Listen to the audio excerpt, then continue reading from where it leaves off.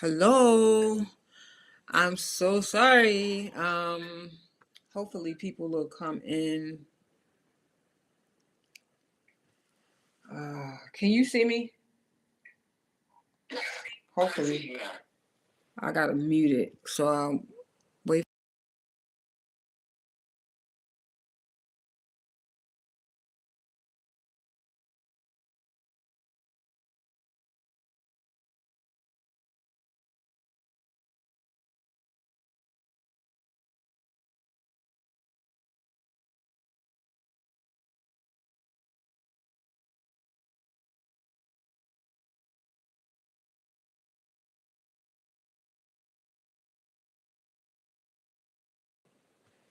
Sorry, y'all. I'm so sorry.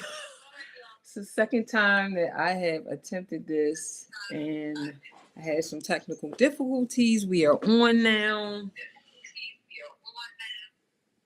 So I will wait for you all to come in. Bye.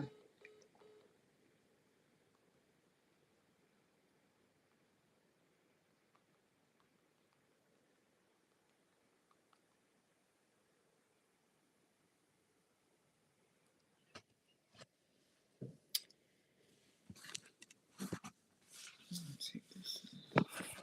You guys can see me. So this is kind of what happened before. Ah.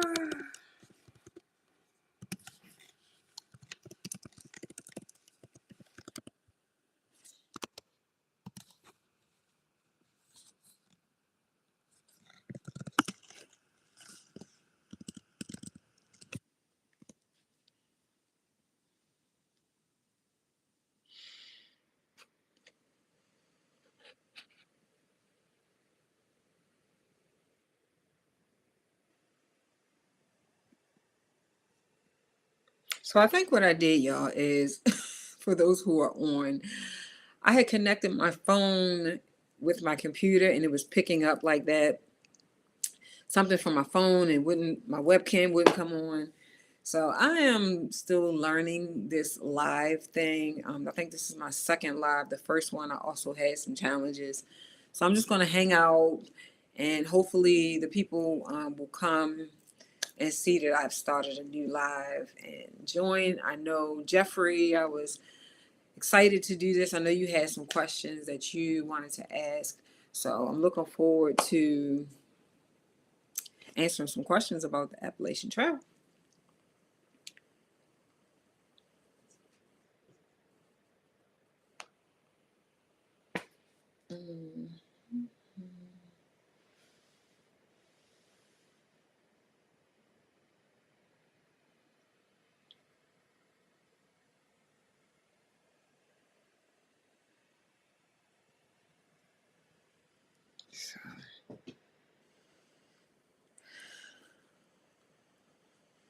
Hiking with Kim. Hi. Thank you. I appreciate it, y'all.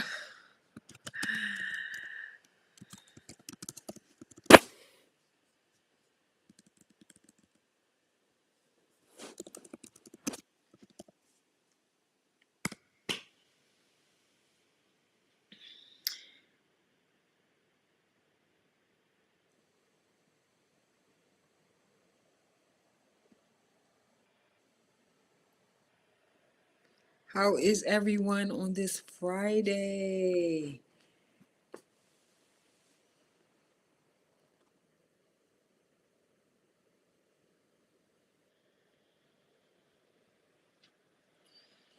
So any questions that you have, feel free to put them in the chat, and we will get started. I'm doing pretty good. I've been challenged with this live, but I'm determined I'm going to get it. My friend that's on, he actually was helping me out. He's the tech guy, so I have some friends who are techie, so they're able to kind of move me through the process. But I've been having a good day today. It's cold here in Maryland, very cold. But I'm doing well. I'm doing well. Glad you are doing well, Cam.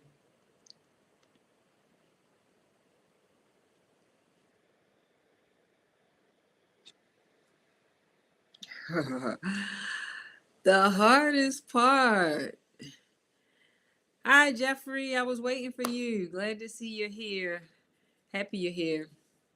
I know you've been waiting for the live. So, what was the hardest part on trail and after trail? So, I don't think my opinion differs too much.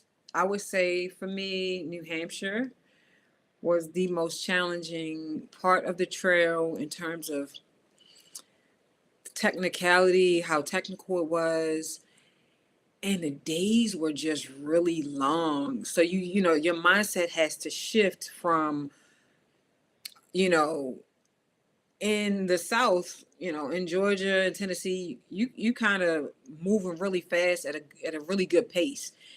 And when you get to New Hampshire, this is not something new, you're I slowed down so much. And in the beginning, I was pretty discouraged about the idea that I only could do like 9 miles a day, 10 miles a day. But as I continued to hike on, I realized that that was just the best thing for my body. And honestly, you'd have to like hike all through the night in order to, unless you're just a really fast hiker and maybe you're a mountain climber and you can do that, those technical climbs.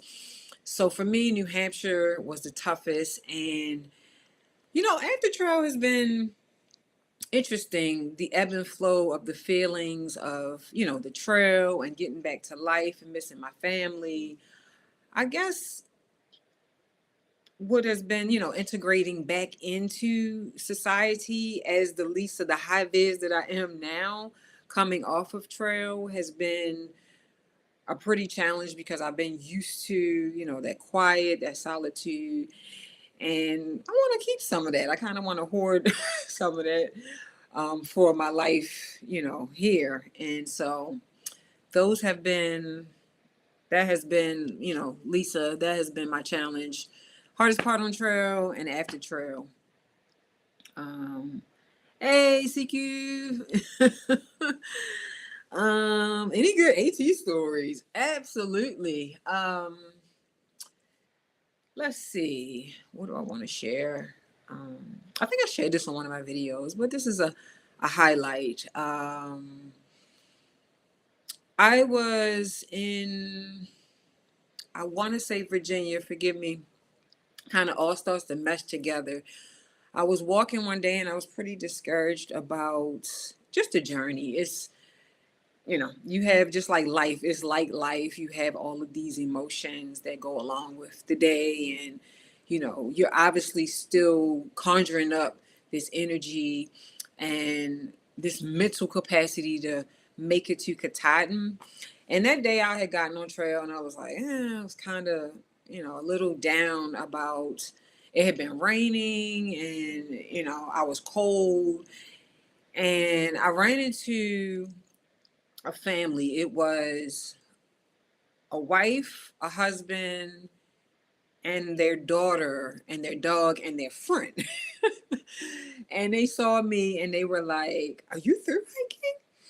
And I said, "Yes, I'm through hiking." And they were like, "Oh my gosh, you are going to act, you're going to finish." And I was like, "Okay, thank you." And the lady that was with them looked at their daughter and was like, "She is your hero.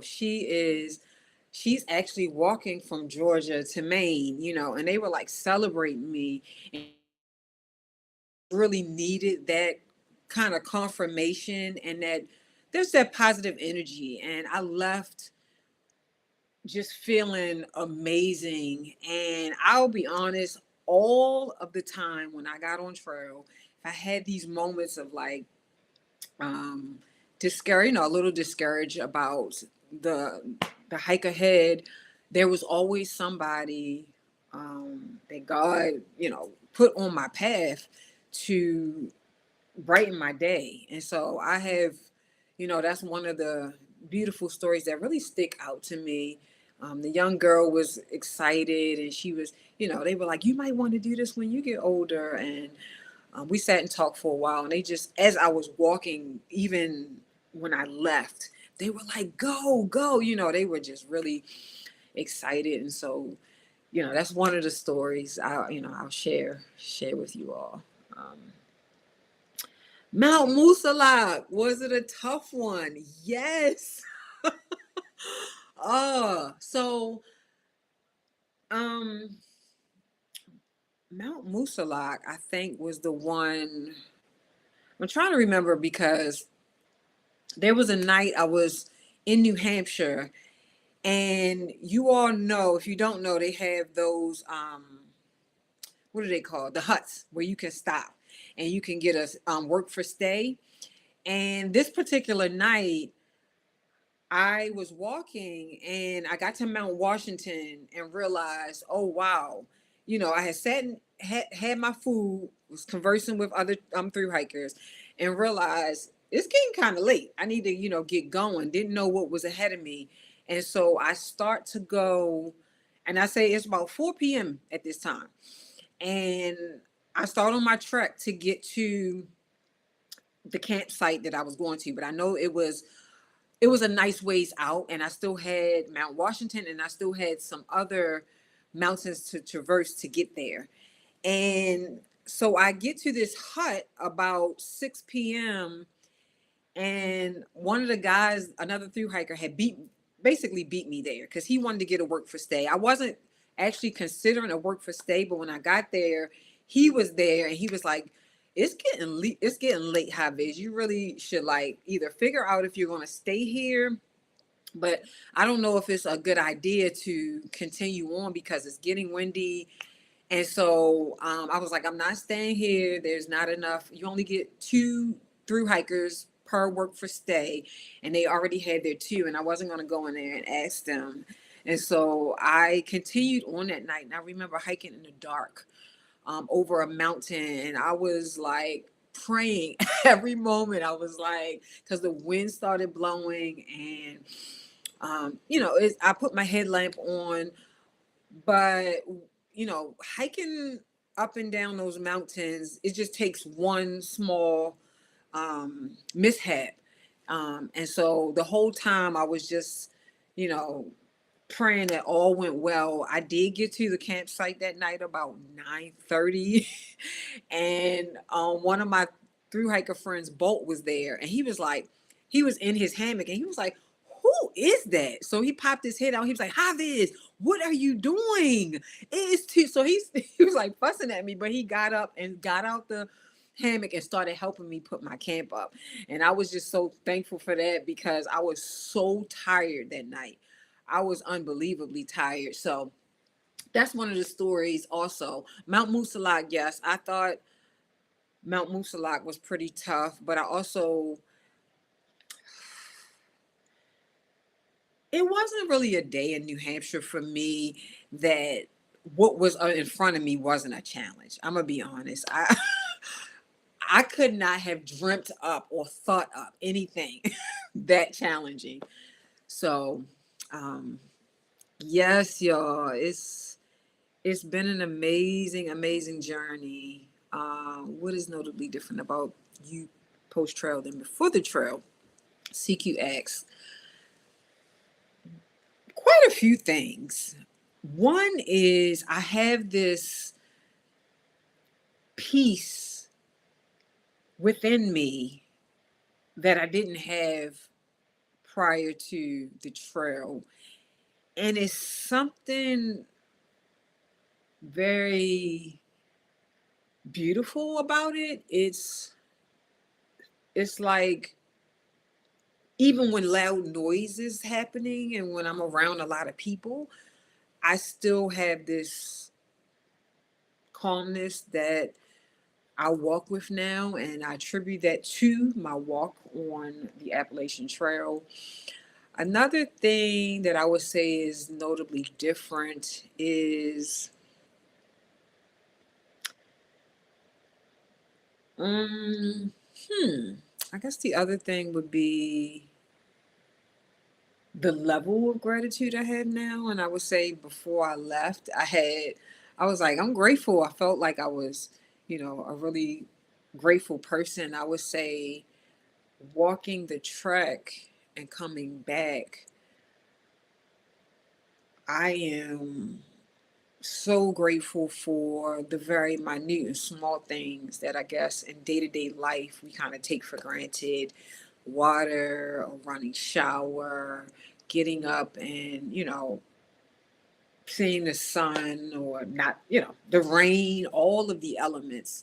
So those are two of the things that I would say that have changed since I've been back.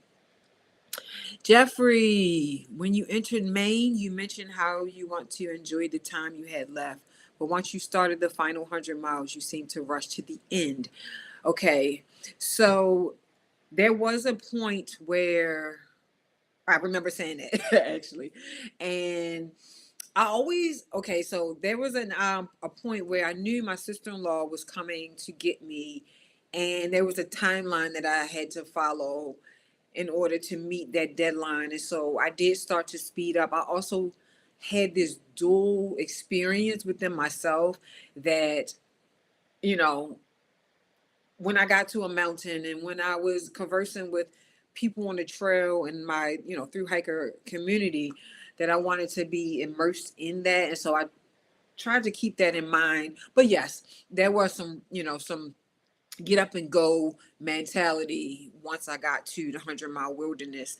And I also recognized that September the 5th, which was going to be the day that I was going to summit, it was supposed to be bad weather. And so I was in a space where I was like, okay, this is a given. I need to get there on the 4th.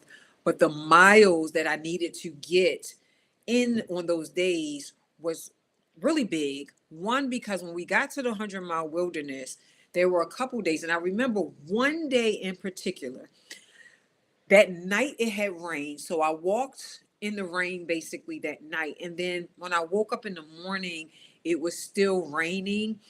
And I remember walking, I remember seeing a couple of my friends, and they were like, I hope this rain stops. I was really cold. I ended up stopping at a shelter that wasn't far from where I had started, because I remember stealth camping at night, but not far from the water. And I stopped and I was like, wanting to get my mental together because I I needed to continue to hike.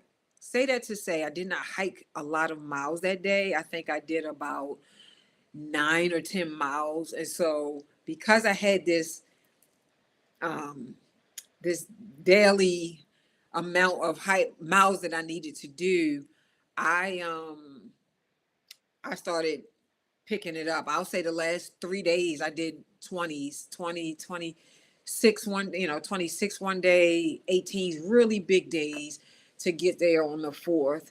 And so, yes, I did do some rushing. I did. You said, did I really ever get scared while hiking, either from nature or people? So there were a few. Okay, so initially I got on trail and I thought I was apprehensive about the animals, the bears, the ponies, and the was it the what was it was something else that was in where were we at where the ponies were? I can't remember, but I was pretty intimidated in the beginning about the bears and all the other animals. As I continued to hike, that became less of a challenge for me, an issue. I kind of, I would see bears and I recognized that the bears that I saw just fled. I had one come right across my path and they are just trying to get away from you. Now I know if it's the mom and the cubs, that maybe is a different situation, but I didn't have that problem. Um, Rattlesnakes and things like that, I wasn't, you know, over the top scared. And so as I continued on my journey, that became less of an issue. The people, I had a situation in, I was in Virginia at the time, and I was walking. I actually had my friend Lulu, who we didn't hike together. If you all followed the journey, we didn't hike together, but we would meet at camp and we would meet out in town. And I remember one night we were meeting up at a campsite and a shelter, and he was really tall. He had a long stride, and so he was always ahead of me. And so he had already reached the place. He had reached out to me and texted me, and was like, I'm here. Are you good? And I said, I was okay. It started to get dark, and some day hikers were coming south. It was two guys, three guys. One guy had like a cowboy hat on, and he stopped and he said, how long are you planning on being out here?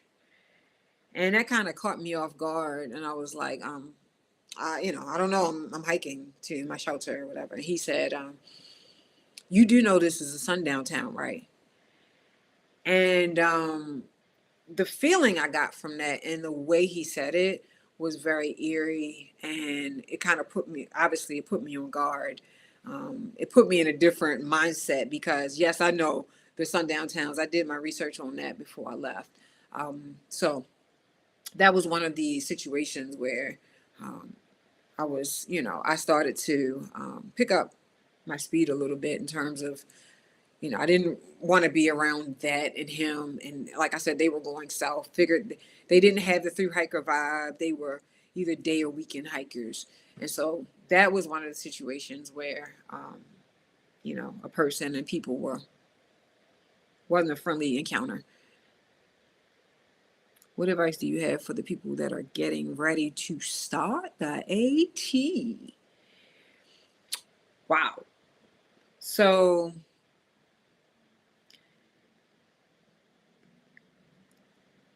I did a lot of planning. I took a year and planned out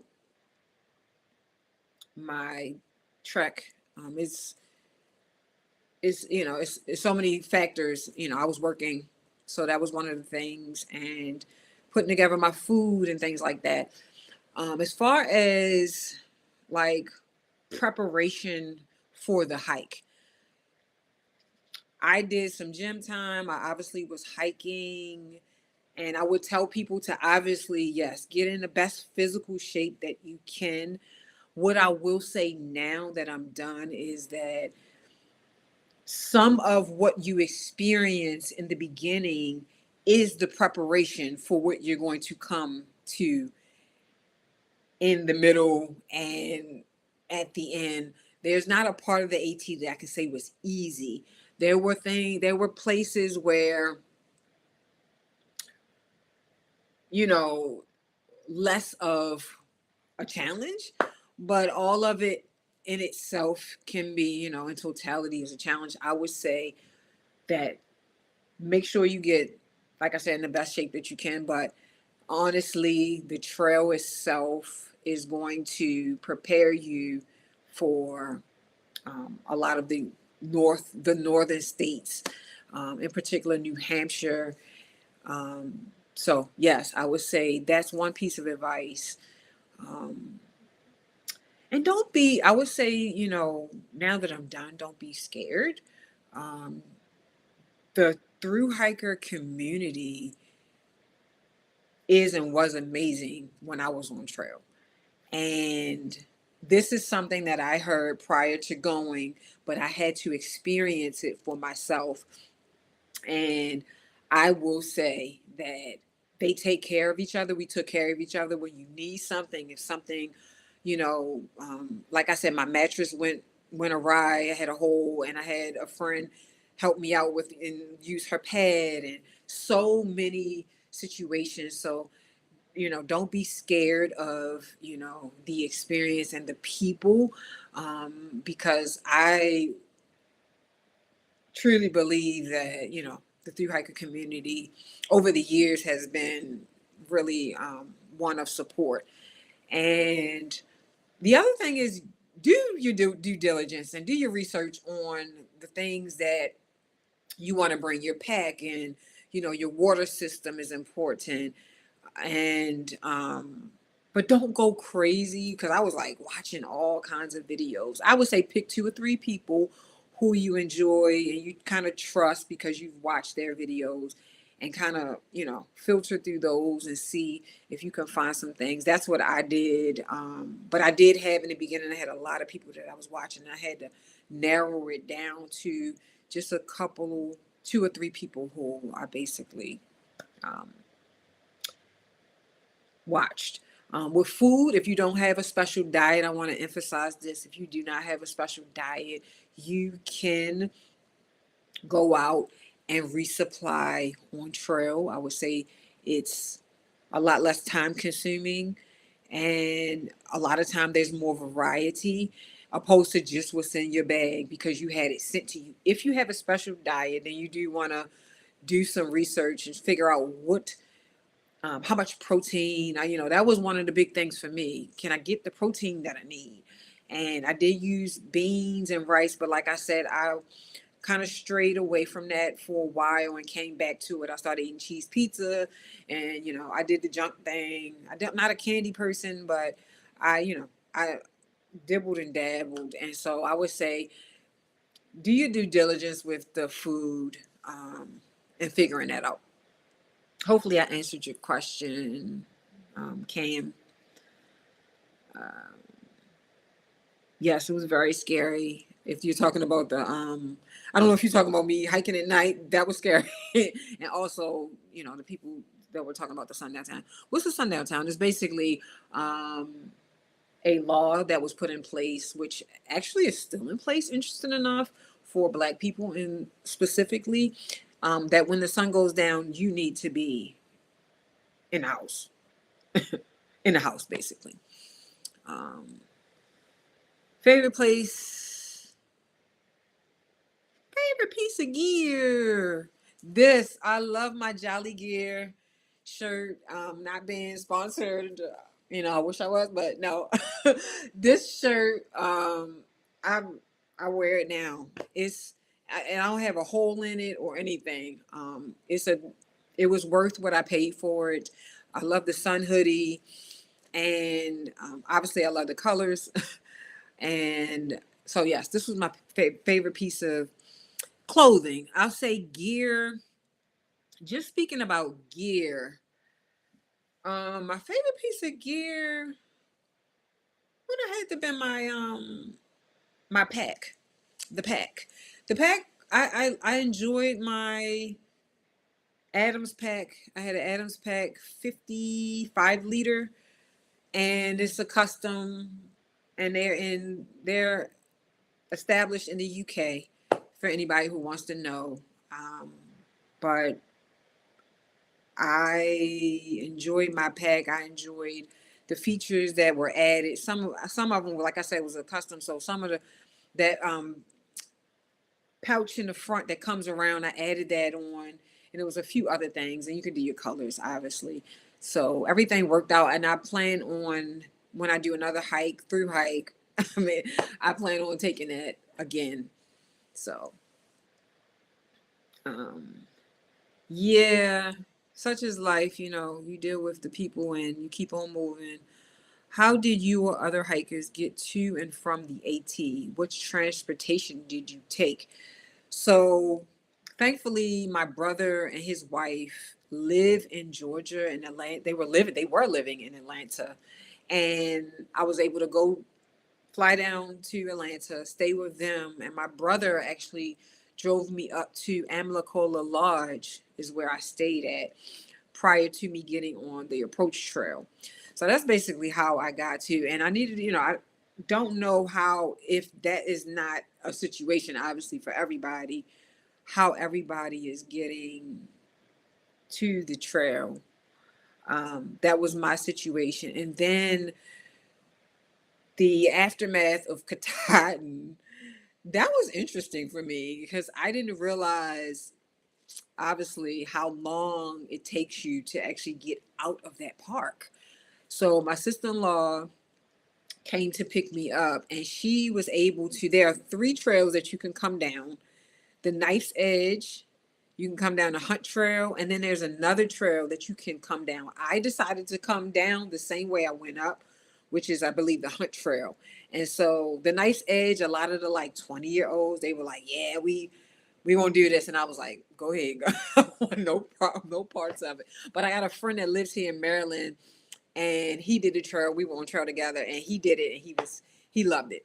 So the Nice Edge. But anyway, coming out of Katahdin can be a challenge. If you do not have a ride, I would suggest having a ride. If not, most through hikers hitch out, and obviously it's a small town out there, and there are some hostels. I think there's like one or two hostels that you can tap into if you want to stay in Maine, and get yourself together, whatever case may be. But yes, I suggest definitely having a ride. I was so thankful that I had a ride. Otherwise, it would have been me either hitching with some friends, or just trying to, because even on the way out, when my sister-in-law came and we were on our way out, we saw a whole lot of hikers just hitching, and so that's the primary way of getting out. But it is nice to have a ride, particularly when you finish up with Katahdin. We're so happy to have a ride.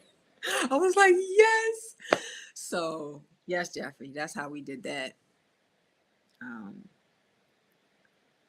Is it true that through hikers sleep with their food bag in their tent? After how many miles do people stop hanging their bags? It's true. It's true. People do. There are times where people sleep with, I don't think it's a set time. I don't know. I think, maybe even in the beginning, people may have done it. I did my best to always hang my bag because you see a lot of signs. They had a sign in New Hampshire where a bear had grabbed the actual bear vaults that we put out. So sometimes sometimes grateful enough you have the actual bear vaults to put your food in. But if you don't have them, you need to hang your bag. There was a time where I was in New Hampshire, and there was a sign up that basically said there was a bear that took the actual bear vault that people put their food in and dragged it out of camp to wherever. I don't know. And so, the idea of that was just, please hang your bags. Yes, the bears smell your food. Yes, the bears.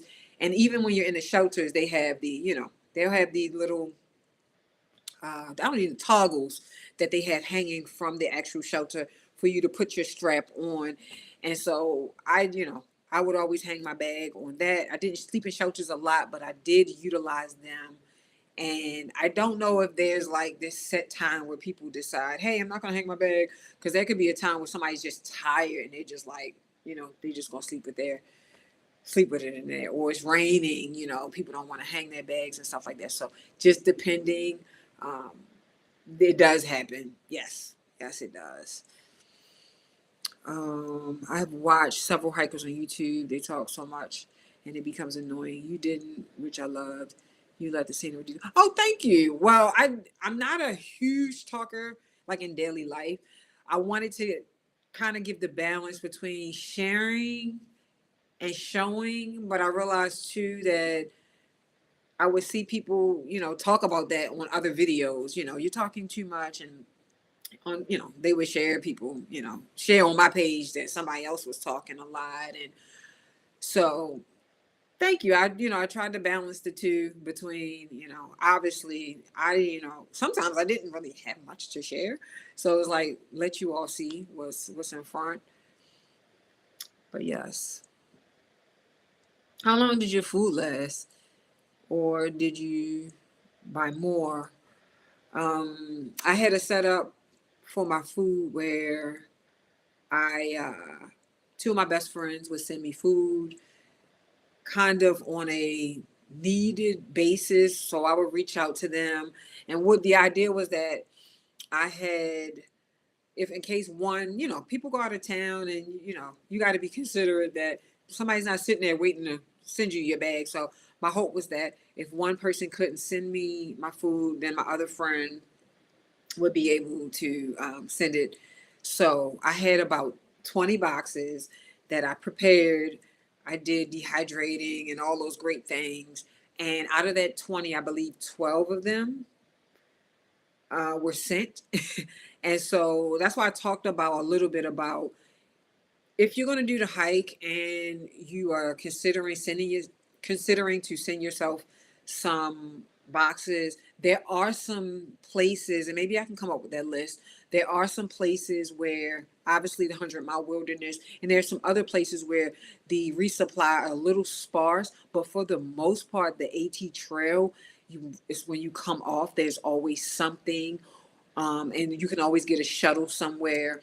And so I was able to have my boxes sent to me. I did get a box with, one time I got a box sent to me and something in there had gone bad. And oh, I remember. I sent myself some raw chips, and I'm into the kind of eating the raw foods and trying to get the most nutrients out of things. And so I had some raw crackers. Well, they're raw. And so I didn't have that.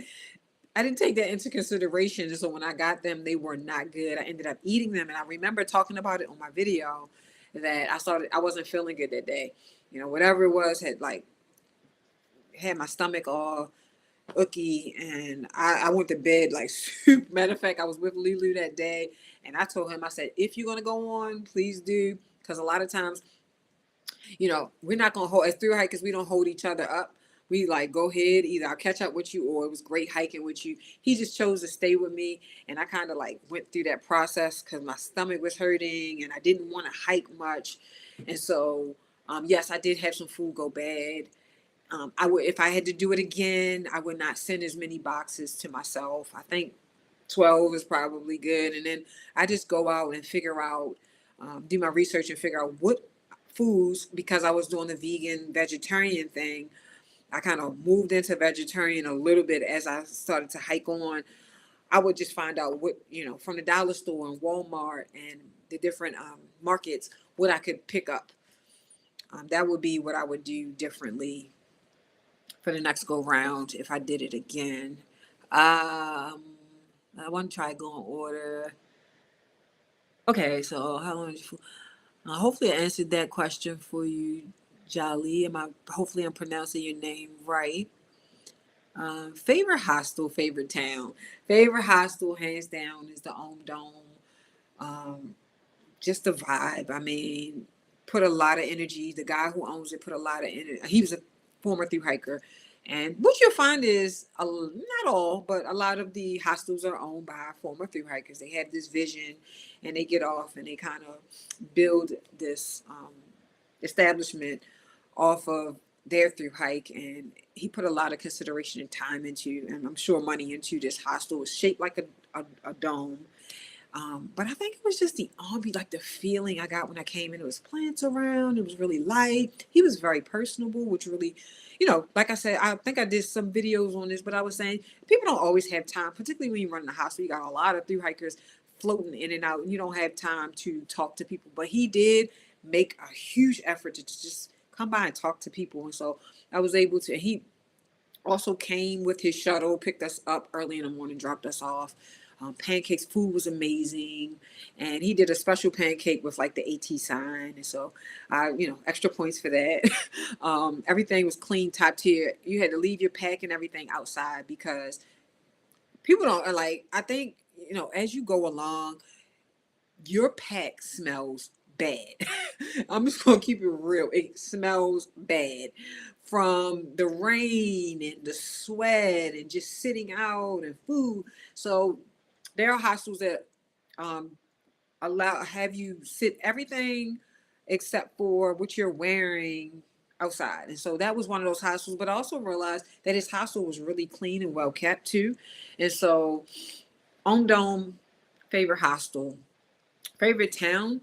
Um, so favorite overall state was going to have to be Maine. And I hate to echo the same because you know what? As I was going through, I was asking people the same thing. They were like, Maine, Maine. I'm like, what is the big deal? But then when I got there, I was like, okay, that's the big deal. It's something enchanting about Maine, but something really beautiful about the scenery and the foliage, and everything is just a vibe. So I really enjoyed Maine. My favorite town is going to have to be early on. Um, Cannot remember the name where I went to this pizza spot, vegan pizza spot. I think it was in North Carolina, Tennessee. I'm gonna have to get back to you on that. It may come to me while we're on here, but I enjoyed the time. And let me say this: this year was very interesting too because you had the Hurricane Helene that had come through. A lot of damage was still on the trail, and so a lot of these trail towns were not what they were prior to, and you didn't get to see the fullness of what it was that these trail towns offered. But what I will say is that the people that were there were still the same people, and they were very open and very loving and kind. And so I took a picture with this lady inside of this vegan restaurant in this town that they hadn't even built back up yet, but the pizza place was opening up, and I was like, yes. And they had vegan pizza. And so as soon as I remember that, Cam, I will let you know exactly what town that was. um the AT said, no. How do you feel about that? Yeah, Jeffrey, I did not want to lose weight. I actually, before I left for the trail, had already lost some weight. I had gone like a strict raw vegan diet, and I had kind of took off about maybe 5 or 10 pounds. So I was like around 145, 46 ish when I left. And it's kind of the inevitable. I don't know. They say there are people on trail that actually gain weight. I didn't come across anybody that, had that situation. Right now, I have gained some of my weight back, not all, but I'm very comfortable at my weight. I'm about 130. I actually just got on scale today, and I'm about 133, and I feel good. And so that counts for everything. So I'm kind of right where I need to be now. I'm not upset, and I'm not like wanting to overindulge in food to gain any weight back. I'm just going to stay where I am. Sometimes life happens and you end up gaining a few, so I'm okay with where I am right now. CQ, would you recommend the garment for everyone? That's a great question. So the Garmin is a great device. And what I will say is I did a lot of research prior to coming on to the AT about the Garmin. The consensus is that you do not need a Garmin on the AT. I did one for myself for feeling some form of like, okay, I can reach out to people and contact my family and things like that. So it's some security involved with myself, but as well my family. I absolutely, for the people who are like, no, you don't need it, I will say this: you get a lot of service on the AT that you probably wouldn't expect. There were times where I was like, okay, I don't even need it. I get to the mountain, I got service. But obviously, there are times where you do not have the Garmin. And one particular time where I was so grateful that I had my Garmin was the night that I was supposed to go to the Own Dome, and where I was situated, where my tent was, I had no service. I had walked back a couple miles, walked forward a couple miles, no service. I reached out to my brother, thank you, and had them call the Om Dome and hopefully get me a spot, because so many people have raved about the place too. I really want to experience it for myself. So the Garmin had come in handy for that too. Things you don't really think about, you know, that's one of those things that I hadn't thought about at all. But I would say, particularly as a woman, as a Black woman too, um, it may give you some security. And I got the lowest plan. I believe it was like $20, and you get, certain amount of text messages. You can send out these automated messages. Hey, I'm at camp. You can set them up. I'm at camp. I'm okay. These kind of repetitive, just so your family knows you're good and you're okay. So what I would say is, if you are, on a budget, very strict budget, and you're like, hey, I really don't know. Yes, you can go without one.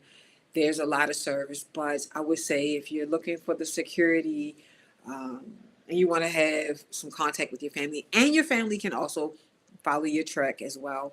I would say err on the side of getting one. Um, so hopefully that answers your question, CQ. You did. I don't know if you remember, but we used to work together at MCs. I'm so proud of you. We used to work together. Spell it out for me. Where we is this MCI? I'm not sure, Jalil. Name sounds familiar. Thank you so much. I'm so appreciative. Thank you for following me, and thank you for coming on the live. I appreciate it. Oh, oh yes, that's my family. Main choice. Thank you so much. I truly appreciate it. I do know. Yes, yes, yes. Thank you for your support. I appreciate you. And give everybody my love. I'm gonna come up there one day too. I'm gonna come up there because I miss everybody. Everybody supported me and sent me gift cards to help me out on my trek, and I'm super grateful for that. Um, did you experience any paranormal activity out there? No. And give me some context for that in a little, give me an example of what exactly you're because I know what paranormal activity. I would say no off the top, but give me an example and maybe, I can further discuss that. Have you contacted other hikers on YouTube and exchanged info ideas? Um, so I have one friend who she did the trek with me. She's hiking by faith, and we, interesting enough, and I want to say this for the future through hikers. This is one thing that people don't. I don't know. Maybe people think about it. I did not think about it, but I want to say if you are on trail and you get on trail 2026 and you meet people, please get their information then. Please take pictures then. And the reason why I say that is because it was so many people that I started with that I did not see after that. I would see them for weeks, and then it was a point where what happened was the big divide was trail days. And I talked about that in my videos. I said, I wasn't going to go to trail days. I really wanted to continue to trek on, and that I plan on going to trail days in 2026, which I do plan on going to, so I can experience that. But that year, I really wanted to focus my energy on hiking. What happened was a lot of my trail friends ended up going to trail days, and so I did not see them after that. And so what I would say is, please, please, please, if you're getting on trail, please get information from people, get numbers. And so Jeffrey, that's a good idea. I have not reached out to her yet, but I will reach out to her. There is a guy, Blue, who lives here in Maryland, and we were supposed to get together for lunch. I've been talking to him, on social media. And so, and then there are a couple other people Lulu, some really great friends that I just made on trail that I stay connected with and I have on social media. But I will, what, that's a good idea. And I will, reach out to some people, some of the through hikers, just to converse and talk and see. I want to know who's going on another trek and where you're going and things like that. So, yeah, I work with Kevin. Yep, I work with Kevin. Have you contacted? Okay, so UFOs? No, I did not. I did not. Cam, I did not. That wasn't my experience. No UFOs. Unexplained sound lights. The lights and the sounds unexplained, but at the end of the day, some of these places that you trek and you hike, there are communities, you walk by houses and people that live right off the trail, which I think is absolutely amazing. A guy in New Hampshire, he who did the pancake breakfast, he's been living there for decades, and he opens his house to hikers and does a big breakfast. House is amazing. I did a video while I was inside his house. But no, any Asian, yeah, there are odd things that happen on the trail. Yeah, I'm sure there are some interesting and odd things that happen on trail. Obviously, you go to bed at night and you always hear sounds, you hear the owls, and it was another animal out there. I can't think of the name right now, but wasn't I was not familiar, and everybody was like, "No, that's the sound of." It'll come to me, but um, lots of different sounds all day, all night, and that's, I guess, unnerving for some people as well. Sleeping and not being used to sleeping outdoors and hearing all of these sounds. I know when my brother came, he was saying, sometimes he couldn't sleep because all of the sounds and all the noises, and it can be unnerving. As you continue on, you get a little bit more comfortable with it. I believe, most nights I was like super tired, so my body just went down, and because I was outside, I slept really good. There were some nights in the beginning, particularly, like my face was swelling up, and I had those issues, but nothing truly odd that I actually experienced in terms of like UFOs and things like that. But yes. Jeffrey, are you planning a different trail like the facility? I was waiting, guys. What? I am not. Okay, so I do plan on through hiking again. The Pacific PCT in my in my view. It's more in my view for probably 2027.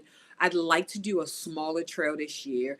The Appalachian Trail was pretty brutal, and I'm kind of just getting my body back into. I think I didn't do enough stretching. I started out doing my yoga and stretching a lot, and I didn't continue that as a habit. And I think that's advice as well.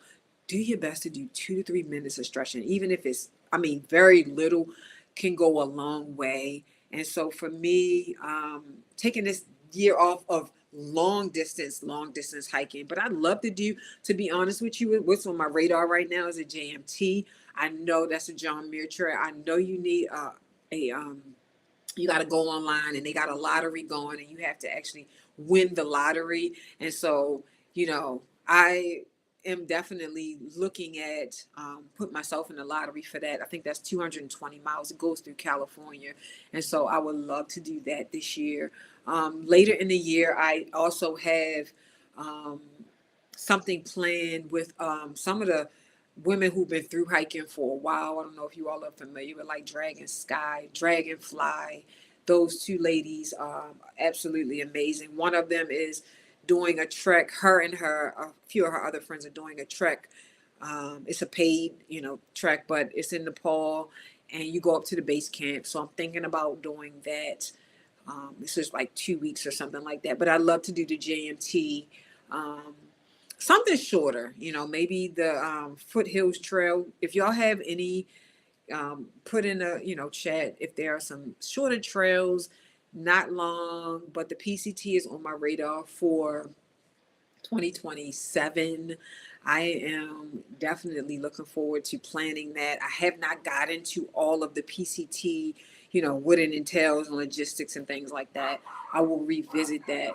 But JMT, we're hoping I can get a slot for the JMT this year, and maybe one other trek to kind of keep. I want to I enjoy just being in the backcountry and walking. And now I'm walking every day here, not as much, but yesterday I did like 5 miles in the park, and I'm just, I'm enjoying the walking journey. So yes. PCT's on my radar, Jeffrey. I want to hear a good UFO. Okay, I'm sorry. I'm sorry, Cam. I don't have any UFO stories. If any of my friends share with me, I'll come on and, because everybody has such a different experience on the AT. And, even talking to my friends, I'm like, wow. But no, even none of my friends so far have not had any talks about the UFOs. You can hear farmers like cows and stuff. Yes. Going through the Grayson Highlands. That's what I was trying to remember. Going through the Grayson Highlands, they had the wild ponies, and they had the they're not bulls, but they're wild. They had the horns as well. You all remember? I can't remember the name of them, but was kind of little. Y'all saw me in that video. I let the little young kids walk me out. I was like, "Let's go." I just didn't want to. I didn't want to chance it. That was my first time, and I was like, Nobody told me about all of this. And then when I got further, I thought, oh, we're out the Grayson Highlands. No, they were still there. They were like popping up everywhere. And I was like, it was a surprise. But I'll be honest, they were worried about, and the young kids that were walking me, they were like, they not worried about you. They eating that grass. I'm like, okay. I'm still tipping behind them. So yeah, sometimes you hear cows and all types of, I honestly don't know all of what I'm hearing, you know. So, but yes, while you're sleeping, and then you have some nights where it's just, it's the hikers are out talking because honestly, when you get to camp, you're looking forward to like conversing and getting by the fire or just sitting together and eating. And I did look forward to that, sitting and eating with the tribe, the Thruhike tribe, and talking for a little bit, seeing what that was another big thing, seeing where everybody's going tomorrow and what everybody's goal was and um, that kind of thing. Hiking with Cam, Lisa. Oh, thank you so much. I appreciate that. There's so much fun. Thanks for sharing it with us. I have to leave. Okay. Thank you so much for joining, Cam. I appreciate you and I appreciate your questions. And hopefully I can have a UFO story at some point. I don't know. Take care. Enjoy your weekend. Enjoy your holiday. Oh yes. Jen Brown, yes. She's hiking the PCT. Yeah, so I believe she got her triple crown already. A friend of mine, she was actually on a Zoom call with the other Black women that came together to talk about through hiking and support other new through hikers, which at that time I was one. And I'm so grateful now that I'm a through hiker. But yes, Jen Brown, she's top tier. So happy for her. And she already did the CDT and the AT. And I thought she was done and she had a triple crown, but I know this is a triple crown year if she's still on the PCT. So she's absolutely amazing. I think she's like in her 30s. So grateful to have some, the people that come before. And yes, it was a honor to be on the Zoom call with her, Dragonfly, and so many other through hikers, women who had done it years before I had done it. So grateful for them and thankful to actually connect with them. Did you get bit from ticks? I had a video where my brother was with me and we were in New York City. I think we was in New York and did my hike, got in my tent that night, and I for whatever reason, because I'll be honest, every day I did not check for ticks. And yes, you are supposed to do that. That is great advice. I did not follow it, but something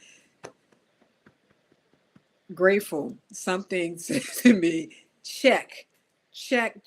And I started checking, and inside of my behind was a tick was embedded there, and I was trying to get it out. And so I was not able to get it. I called over to my brother in his tent and I was like, hey, bro, you going to have to help me out here. So thankfully, honestly, I'm thankful he was there with me. Everything was so divine on trail. And, I was able to rid myself of that. There were not a lot. I don't want to say a lot, but there were a couple other through hikers that I knew that had ticks and gotten off trail, went and got went to like a minute clinic or whatever, and got antibiotics and had to stay off trail. One of them was able to get back on trail and finish. I'm not sure about my other through hiker friend, but it taught me from that day forward to check for ticks. Like, do not underestimate. And you all saw me for the most part. I did have a moment where I wore shorts and t-shirt, but I went right back to wearing my longer shirt and pants. One, I just was more comfortable, and the mosquitoes were wild.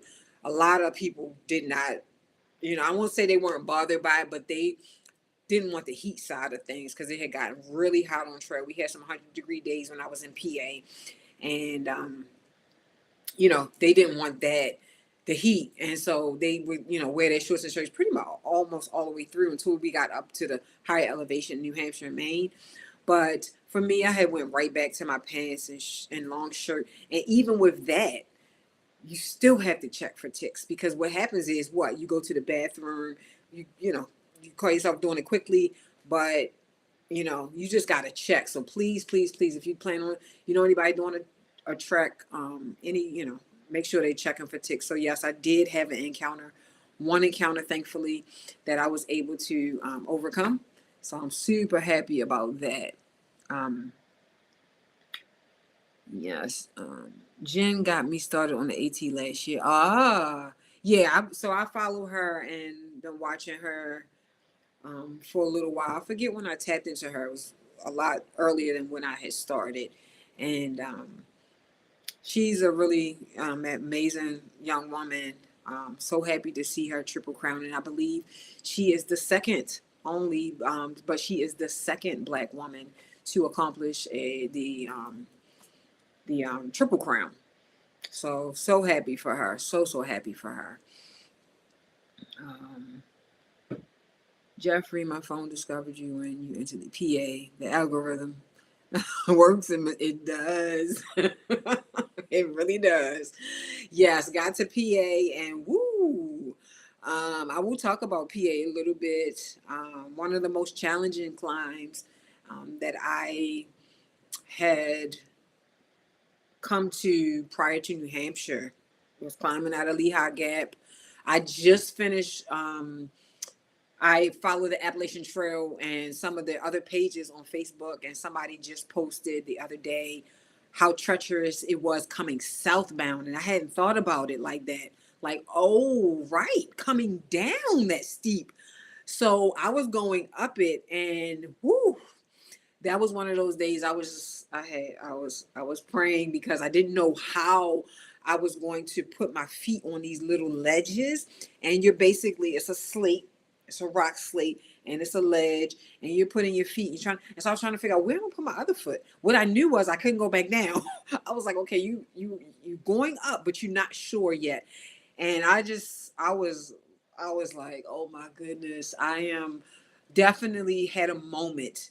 I had a moment where some fear crept in, and then I was like, okay, take your pack off, relieve yourself of that, throw it up on top of the rock, and pull yourself up. And so Lehigh Gap, I will put down as one of the, so it's some rock climbers out there who are like, we got this. And I'm glad I didn't know the kind of skill that you needed to do the AT. I was like, okay, I needed a rock climbing class. I needed a whole lot more, but I was prepared. Like, God prepared me for what I needed, and I was able to traverse everything, thankfully, not without pain. Okay. When they say no pain, no gain, no main, they mean it. Please believe that they mean it. So, but so happy that I was able to finish, and so happy for y'all being on here. Thank you all for all of your questions. Truly appreciate it. If there are any other questions that you have, please go ahead and put it in the chat. Thank you, Jalil, for showing up. Jeffrey, CQ, Asian. Thank you. I'm hiking with Cam. Truly appreciate it. And hopefully I didn't miss anybody. I hope, Jeffrey, I was able to answer some of your questions. I know you said you was getting old. I read that and I laughed too. So I was like, okay, he get old. I need to do this live. And I'm challenged. I was like, okay, I got on and I was like, I got it. And then I was like, I don't have it. So I'm so happy that I was able to pull through. Every time I do these lives, I learn something else. I connected my phone to it and it was confused. And so I know next time, the next time I will not be connecting it to my phone. I hope to do more lives. Hope to bring you all more videos. If there are any other video ideas, put them in the chat. I have some other things that I have planned for the channel. I'm going to be doing some shorts and putting those out there. And I'm also, still going to be doing my one video a week. Like I said, I will keep you all posted on the JMT if I get invited. I know they say you could walk. They say you could pull up, right? They say you could pull up and you might have you have a better chance of getting a permit. I don't know if I haven't gone back to work yet, and I'm planning, I got to go back to work, so I have to see how all of that works out. But another way, they say if you start at Mount Whitney, which is at the top, Obviously, a lot of people don't want to start there because you want to work your way up the mountain, but they also say that is a way for you to get a quicker permit. So I thought, if I got the JMT permit, I would be able to, 4 weeks, 5 weeks tops, 220 miles. Don't know what you're looking at, and you don't know what the weather's going to be like. So you got to give yourself some room. But yes, that's kind of what's I have planned, PCT 2027, and we'll move forward from there. So thank you all so much for joining me for this live. I want to just apologize again for taking, your time up and trying to figure out the technical difficulties. Next time we're gonna get it on the spot. And hopefully you all have a wonderful weekend, a great holiday, and the rest of your year. And love and hype.